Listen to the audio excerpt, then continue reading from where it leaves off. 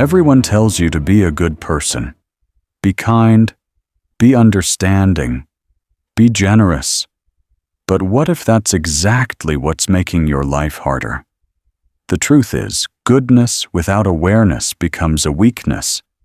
When you keep giving without boundaries, you stop earning respect.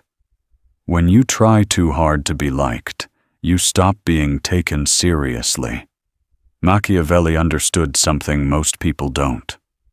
The world doesn't always reward kindness. It respects strength. And if you're not careful, your need to be good will quietly destroy you. This video is not about turning cold or cruel. It's about waking up. It's about learning how to be good with wisdom. Because a good heart without a sharp mind is a dangerous thing. To yourself. Let's break down 4 timeless lessons from Machiavelli that can help you stop being blindly nice and start living on your own terms. Kindness is a beautiful thing until it turns into a trap. When your kindness has no boundaries, no filters, no awareness of who's receiving it, it stops being a virtue and starts becoming a weakness. People don't always respond to goodness with gratitude. Some see it as an open invitation to take more, to demand more, to walk all over you. The problem isn't being kind. The problem is being kind to those who have no intention of respecting it. We often confuse being good with being available. We think saying yes all the time means we're compassionate. But in reality, it just trains people to ignore our limits. To them, your silence says, "I'm okay with this." Your forgiveness says, "You can do it again." The truth is, not everyone deserves your softness. Not everyone will treat your good intentions with care. And the more predictable your kindness becomes, the easier it is to exploit. Machiavelli warned us, if you expect the world to treat you fairly just because you're good, you're setting yourself up for disappointment. A lion doesn't spare you because you're kind. It spares you if it senses strength. So ask yourself, are you helping out of compassion or out of fear? Do you give freely or because you're afraid of being disliked? Because if your kindness is automatic, reflexive, and blind, it's not noble, it's vulnerable. Be kind, but be aware. You're allowed to protect your time, your energy, and your peace. You're allowed to say no without guilt. And you're allowed to be a good person with a backbone. Being a good person doesn't mean being endlessly forgiving. It doesn't mean saying yes to everything or tolerating what clearly hurts you. Virtue is not just about being ethical. It's about knowing when your ethics need to be applied with realism. Machiavelli understood this deeply. He didn't say you should be cruel. He said that if you want to preserve good, sometimes you must make tough, even unpleasant choices. Because in a world that's often unfair, rigid idealism can collapse under the weight of reality. There's a dangerous myth floating around that to be virtuous, you must always be selfless. But true virtue isn't about abandoning yourself. It's about acting with both conscience and clarity. What good is compassion if it enables abuse? What good is honesty if it gets manipulated? And what good is forgiveness if it leads to repeated harm? Ethics must be paired with pragmatism. Otherwise, they become self-destructive. Too many people try to live by principles that ignore context. They stay silent when they should speak. They endure mistreatment in the name of patience. They give until they're empty, then wonder why no one values their effort. So ask yourself, are you holding on to doing the right thing while your boundaries are being crossed? Are you afraid that setting limits will make you look selfish? Here's the truth. You can be kind and firm. You can be generous and discerning. You can say no and still be a good person. True virtue is measured not by how much you sacrifice, but by how wisely you choose when to give, why to give, and to whom. You might be kind. You might be competent. You might have a good heart, strong values, and the best intentions. But none of that matters if you look weak.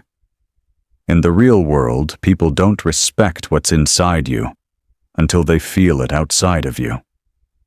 Perception drives interaction, and if you appear unsure, overly apologetic, or eager to please, you give others permission to treat you as secondary. It's not about pretending to be someone you're not. It's about presenting who you truly are, with confidence and clarity. You can be kind and powerful at the same time. But if people only see your softness and never your strength, they'll start assuming there's nothing firm beneath your surface. Machiavelli believed it's better to appear strong than to be strong without being recognized. Because in society, power isn't just about what you have. It's about what people believe you can do. So why does this matter? Because those who seem easily controlled will be. Those who constantly explain themselves, apologize for their boundaries, or beg for understanding, rarely earn true respect.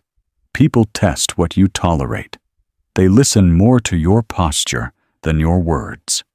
And they decide how far they can push you, not based on your kindness, but based on how you carry it.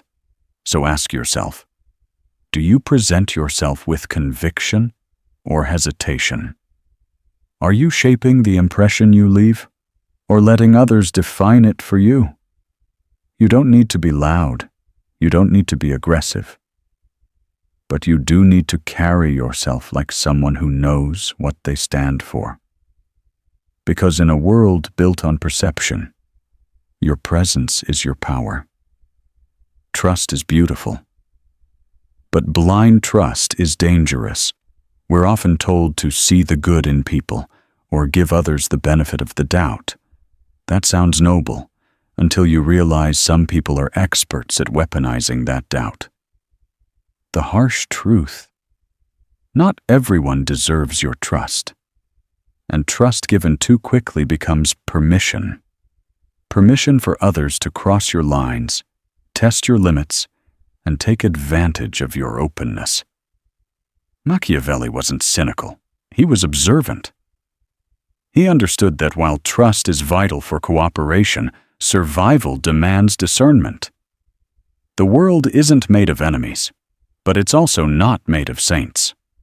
So why do we trust too easily? Because we confuse trust with politeness. We fear being seen as cold, paranoid, or difficult. But boundaries aren't cold, they're wise. And caution doesn't mean fear, it means respect for your energy, your time, your peace.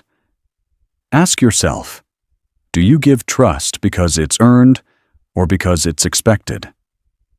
Are you observing behavior or projecting good intentions that may not be there? Healthy trust isn't passive. It pays attention. It listens closely. It waits. It doesn't ignore red flags because everyone makes mistakes. It doesn't stay silent just to keep the peace. There's a reason we lock our doors at night. Not because we hate the world, but because we value what's inside. People, too, need emotional locks. Boundaries that protect, not isolate. Trust slowly, test quietly, protect openly. You don't owe your trust to someone just because they're nice, or close, or familiar. You owe it to yourself to be careful. Until you're sure. Because once trust is broken, it rarely returns whole.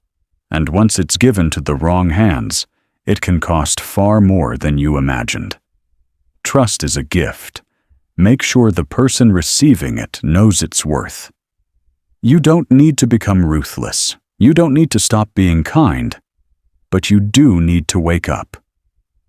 In a world that often rewards appearance over substance, confidence over kindness, and strategy over sincerity. Being a good person isn't enough. You have to be a good person who sees clearly, who chooses carefully, who understands that virtue without vision is vulnerability. Machiavelli's lessons aren't about becoming cold or calculated. They're about protecting the good inside you, so it's not destroyed by the world outside you. So stand with integrity, but sharpen your awareness. Be generous, but not to those who take you for granted. Trust, but with wisdom, not naivety. You can still be the kind of person the world needs. Just make sure you're also the kind of person the world can't use. If this resonated with you, share it with someone who's tired of being too nice in the wrong world. And if you haven't already, hit subscribe, because we're just getting started.